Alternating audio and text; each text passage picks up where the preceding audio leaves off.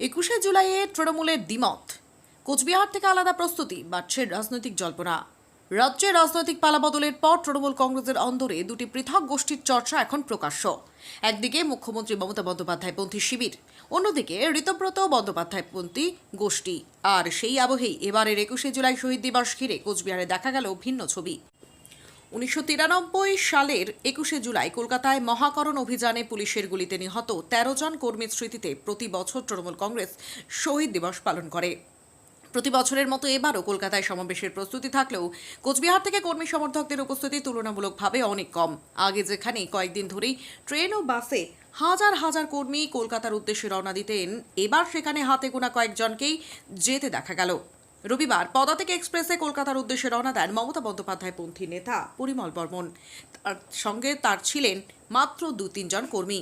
রাজনৈতিক মহলে জল্পনা বাড়িয়েছে এই কারণে যে পরিমল বর্মনের দীর্ঘদিনের সঙ্গী এবং বর্তমানে কোচবিহার জেলা তৃণমূলের সভাপতি রবীন্দ্রনাথ ঘোষকে ঋতব্রতপন্থী বলেই রাজনৈতিক মহলে চর্চা চলছে। এই পরিস্থিতিতে তৃণমূলের অভ্যন্তরীণ সমীকরণ কোন দিকে যায় শুরু হয়েছে সেই নিয়ে জোর আলোচনা।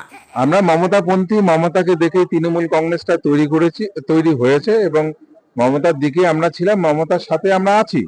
এবং যারা মমতা থেকে দূরে চলে গেছে তাদের ব্যাপারটা আলাদা, তারা কেন গেছে, কিসের জন্য গেছে তারাই বলতে পারবে। আমি মনে করি মানুষের আবেগ, মানুষের ভালোবাসা মমতার সাথে আছে এবং মমতা বন্দ্যোপাধ্যায়ের ডাকেই হাজার হাজার লোক সারা বাংলার থেকে যাবে। কুচবিহার থেকেও কয়েক হাজার লোক যাচ্ছে, গতকালকে গেছে, আগামীকালও যাবে এবং আজকেও যাচ্ছে। প্রত্যেক বছর এই 21শে জুলাই দিনটিতে হাজার হাজার মানুষে যায়, এবার প্রায় কত সংখ্যক লোক যাচ্ছে? এইবার জানেন আপনারা, এটা কাজের মৌসুম এবং খরা, এটা সিজন, কাজের সময়।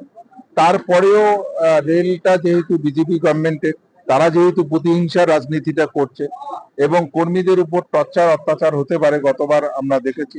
এইবার আমরা এর জন্য কর্মীরা সবাই টিকিট কেটে যাচ্ছে এবং আমরাও অনেককে টিকিট কেটে দিয়েছি।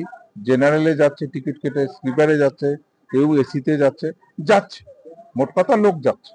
আর যাচ্ছেন পরশুদিন 21শে জুলাই, ওখানে যা বলবে সেই অনুযায়ী আগামী দিনে চলাচল করেছে। হ্যাঁ, এই সারা বছরের যে কর্মসূচিটা মমতা বন্দ্যোপাধ্যায় ডিক্লেয়ার করবেন এবং সেই অনুসারে সারা বছরের পথ চলা, সারা বছরের কর্মসূচিগুলো সংগঠিত হবে, এটাই তো কথা। বারংবার দেখা যায় তৃণমূল মানুষের ওপরে ডিম থেরাপি বা আরো অন্যান্য অনেক কিছুই হচ্ছে, কি বলবেন সেই বিষয়ে? ডিম থেরাপি তো ভালো জিনিস, হসপিটালাইজ তো হচ্ছে না। ডিম থেরাপি করছে, হসপিটালাইজ করছে না। সিপিএম এর সময় তো হসপিটালে পাঠাতো, খুন করতো, কঙ্কাল মাটির তলা থেকে পাতো। এখানে ডিম থেরাপি হচ্ছে, এটা একটা প্রতিহিংসা, অপমান বা অসম্মান করার জন্য যে রাজনীতিটা, যে কৃষ্টি কালচারটা তৈরি হয়েছে, এই কৃষ্টি কালচারটা আগামী দিনে তাদেরকেও ভুগতে হবে। এবং অনেক জায়গায় আমরা বিজেপির নেতাকেই ডিম থেরাপি করছে, আমরা যেটা লক্ষ্য করছি, এবং আগামী দিন এর রেজাল্টটা বিজেপির নেতারা পাবে।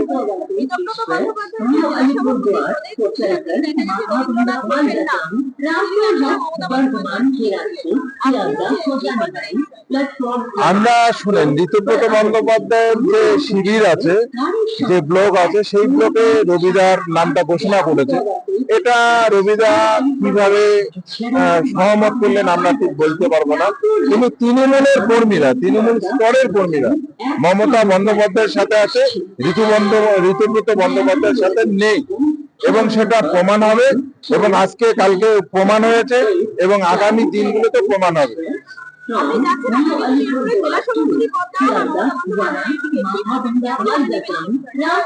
না, পদ কে পাবে না পাবে আমি ঠিক বলতে পারবো না, তবে মমতা বন্দ্যোপাধ্যায় যদি আমাদের মতন কোন কর্মীকে পদ দেয়, দায়িত্ব দেয়, নিশ্চিতভাবে আমরা ভালোভাবে পরিচালনা করার চেষ্টা করব।